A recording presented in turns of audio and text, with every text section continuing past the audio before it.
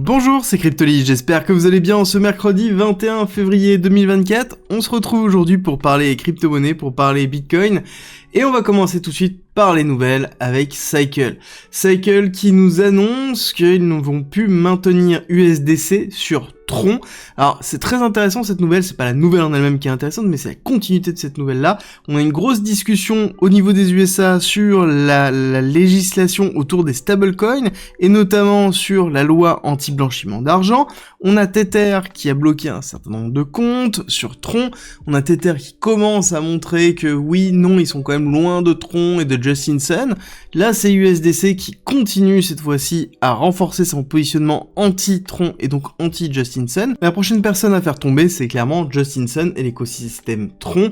Au niveau des USA, je pense que ça va être les nouvelles qui vont arriver d'ici 3 à 6 mois, voire peut-être 9 mois maximum. Il va falloir surveiller l'impact que ça pourrait avoir, et notamment la capacité à Tether de rester dans la législation américaine.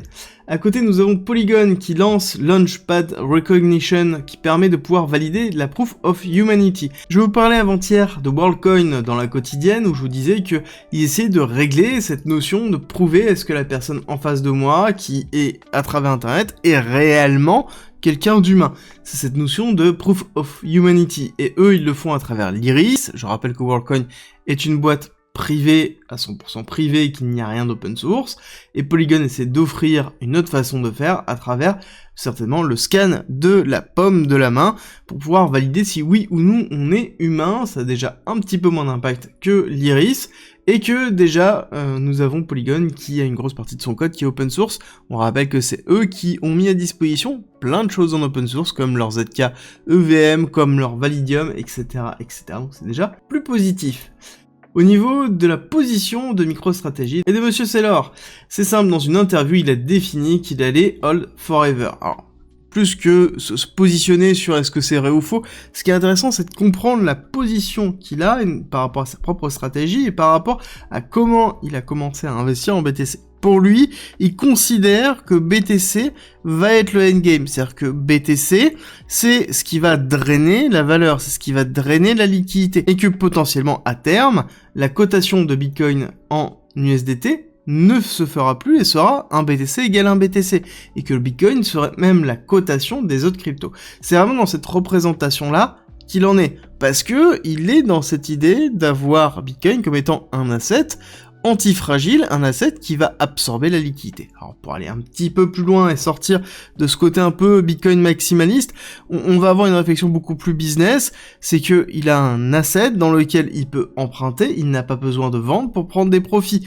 Encore une fois, s'il le souhaite, il peut collatéraliser son Bitcoin pour aller faire absolument ce qu'il souhaite et pouvoir potentiellement soit leverager sa position, soit déleverager sa position, avec tout simplement la mise en place de prêts. Et c'est ça qui est intéressant, c'est qu'il n'a pas besoin de vendre pour profiter de sa position long terme Bitcoin. Dans les autres bonnes nouvelles, nous avons Pete, qui est un oracle dont je vous ai parlé déjà depuis un certain temps, qui a mis en place la liaison, les feeds directement avec les ETF BTC qu'on peut avoir accès par API, et je pense qu'on va avoir des produits de finance décentralisés qui vont se baser sur les ETF, pourquoi pas des produits qui vont répliquer les ETF de Bybit ou de Grayscale. Je rappelle que Pete a pour vocation d'être un oracle très rapide et fiable, vraiment sur la notion d'instantanéité. Au niveau de la macroéconomie, plusieurs choses intéressantes. On a eu un retour de l'économie américaine plutôt dans le rouge, on voit qu'on est dans une phase de consolidation. Encore une fois, je rappelle qu'on n'a pas cassé les lots qui ont été posés ici, on n'a pas été cassé les lots très importants qui ont été posés ici, on est bien dans une forme de retracement effectif. Alors oui, on a fait un retest haussier dans lequel on n'a pas imprimé un nouveau high, là il va falloir surveiller le lot qui va être effectué, tant qu'on protège ici les 4939, bon, bah sur le SP500, je suis plutôt solide. Après, encore une fois, le souci du S&P 500, c'est la représentation des 7 magnifiques dedans. Pour rappel, ce sont 7 sociétés qui représentent en gros le S&P 500 et à quel point ils impactent le S&P 500. Et c'est cette société qui sont Apple, Microsoft, Google, Amazon, Tesla et Nvidia, on voit que c'est de là que vient la chute. C'est-à-dire que quand je cumule la capitalisation de ces entités, on voit bien qu'on a une représentation parfaite du S&P 500. Ouais, on voit bien que là on a bien la cassure sur 2 bougies, on a bien la cassure sur 2 semaines qui sont relativement faibles, et ce qui est intéressant de se poser comme question, c'est ok, mais le S&P 500, si on retire les 7 magnifiques, parce que les 7 magnifiques, c'est elles qui ont donné l'accélération haussière, et donc c'est elles qui donnent aussi le retracement. Est-ce que ça influe sur le reste du S&P 500?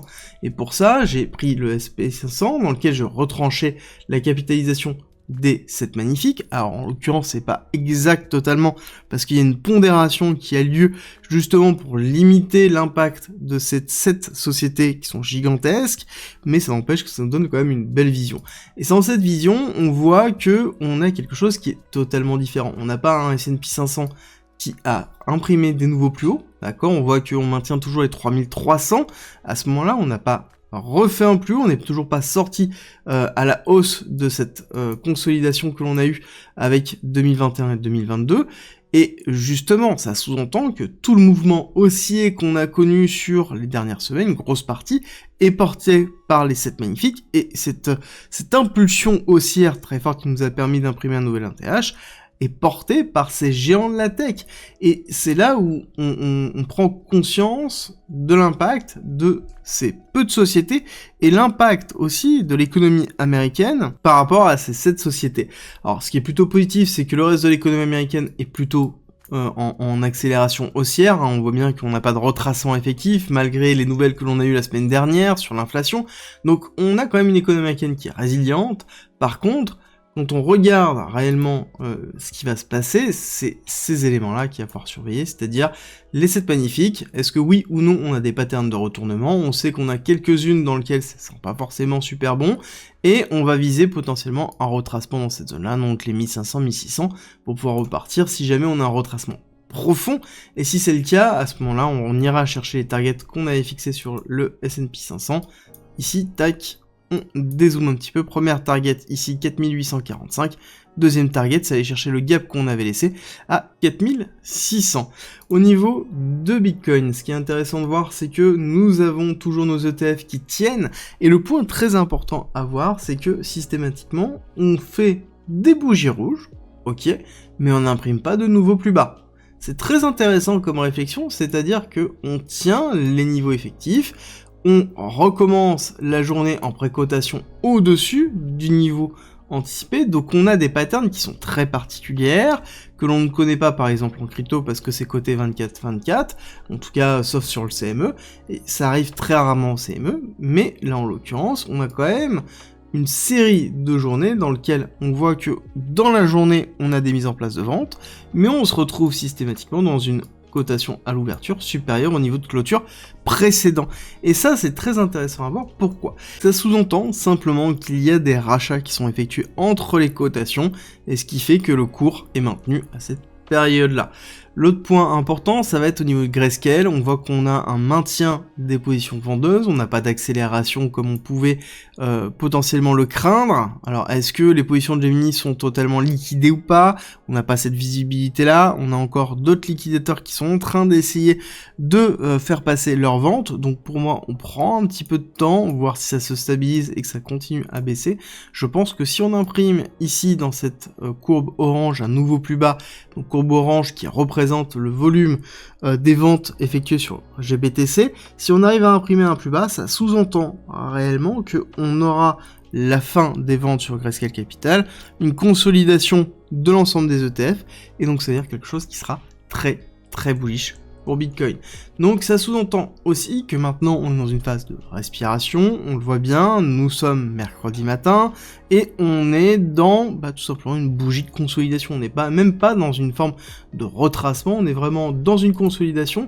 Quand on regarde en 4 heures, on le voit très bien qu'on a fait la mise en place d'un range, première borne haute, deuxième borne haute, première borne basse, deuxième borne basse. Ok, on a bien la mise en place d'un range, donc ça sous-entend qu'on ira chercher ici les 50 500 jusque globalement à 52 500, un petit peu plus haut, 52 700, 53 000. Si on devait vraiment être très large, on pourrait dire entre 50 000 et 53 000, on a la mise en place d'un range. Ce range sera cassé de deux façons. une consolidation au-dessus des 53 000, donc qui est vraiment le niveau très important à noter sur une accélération haussière, et niveau baissier, ce sera une consolidation en dessous des 50 000, dans lequel, à ce moment-là, on imprimera un nouveau plus bas, et on ira retester les zones de consolidation antérieures qui étaient très courtes, qui servaient principalement à créer du short pour pouvoir aller faire un short squeeze et pouvoir passer à l'étape suivante. Et d'ailleurs, en parlant de short squeeze et de liquidation, je vous ai expliqué hier notamment, qu'il y avait un certain nombre d'éléments qui étaient intéressants, dans lesquels on recréait de la liquidité, et que ça allait être peut-être le mouvement nécessaire pour aller récupérer cette liquidité, et soit faire un short squeeze pour pousser, ou soit récupérer cette liquidité pour récupérer la liquidité plus basse. Et c'est passé, on a tout simplement nettoyé le range, on est allé récupérer toute la liquidité des shorters, puis ensuite toute la liquidité des longs, et donc là on a fait un gros pool de liquidation qui a fait très mal au marché, court terme, et c'est pour ça que là on a du mal à recréer la liquidité, et quand c'est comme ça veut dire qu'on est en train de ranger potentiellement, et ça me confirme un petit peu ce scénario de ranging. Donc il est possible d'avoir une fin de semaine dans lequel on a assez peu de mouvement, on va avoir quelque chose qui va être assez rythmé, avant d'avoir la mise en place d'un mouvement un petit peu plus tard, avec potentiellement une baisse des ventes sur GBTC, et une augmentation ou un retour de la liquidité sur les différents ETF, donc qui nous donnera en fait une impulsion haussière suffisante. L'autre point qui est important, c'est que malgré ça, on voit qu'on maintient réellement les cours, c'est-à-dire que là quand on regarde Total Market Cap, donc qui représente BTC, Ethereum et le reste, on voit que la bougie est différente sur cette semaine, on voit qu'on maintient bien la bougie, ça sous-entend qu'on a une compensation du retracement léger qu'on a eu sur Bitcoin par les autres alts, donc que ce soit Ethereum ou le reste. Et en effet, quand on regarde un petit peu au niveau de la dominance, on voit qu'on a un petit retour de dominance, mais on a une petite inclinaison quand même baissière. Quand on regarde la pattern qu'on a au niveau du RSI et la divergence que l'on peut avoir ici qui est haussière et ici qui est baissière, je pense qu'on va avoir une consolidation au niveau de la dominance, quelque chose qui va se faire comme ça. On va osciller pour avoir ensuite un mouvement qui va être soit haussier, soit baissier. Baissier, on rappelle que c'est une alt season. Haussier, ça veut dire qu'on va avoir une consolidation de la dominance du Bitcoin, donc ça veut dire un Bitcoin qui va être plus puissant que le reste du marché. Ça se passe dans deux cas, soit dans quelque chose qui n'est pas forcément très positif, c'est-à-dire une chute tout simplement, ou une accélération haussière très forte, donc un drainage des liquidités par Bitcoin. Et Ethereum, qui a quand même surperformé Bitcoin sur cette semaine, dans lequel on voit un Ethereum à 3000 $, encore une fois, deuxième retest, où on a commencé la journée au-dessus des 3000 $, ce qui était plutôt positif. Je pense que ça va être déterminant, est-ce que oui ou non on est capable de clôturer au-dessus des 3000 $ pour Ethereum qui a été en sous-performance pendant quand même relativement longtemps, donc il va falloir continuer à assurer. Et d'ailleurs, ce qui est intéressant, c'est qu'Ethereum pousse, et du coup, on a tout un ensemble d'autres cryptos qui n'avaient pas poussé, qui commencent à retrouver un petit peu d'accélération haussière. Donc encore une fois, on rappelle, on a Bitcoin qui pousse, latéralisation de Bitcoin, et les altcoins qui drainent de la liquidité, et cette fois-ci, ce sont d'autres altcoins qui poussent, comme par exemple HBAR, qui n'avait pas profité de cet afflux de liquidité, GRT pareil. Donc on a un turnover au niveau des liquidités, ce qui est plutôt positif pour le cycle au niveau des cryptos. Et si vous posez une question sur comment gérer ces phases d'incertitude, je vous rappelle qu'il y a toujours mon guide d'investissement qui est disponible gratuitement, 30 pages concises pour vous expliquer quand acheter, quand vendre, comment gérer votre stratégie à travers ma propre stratégie. Tout est en disposition en commentaire et en description si ça vous intéresse de récupérer ce guide. Et nous, on se retrouve très vite pour une nouvelle vidéo.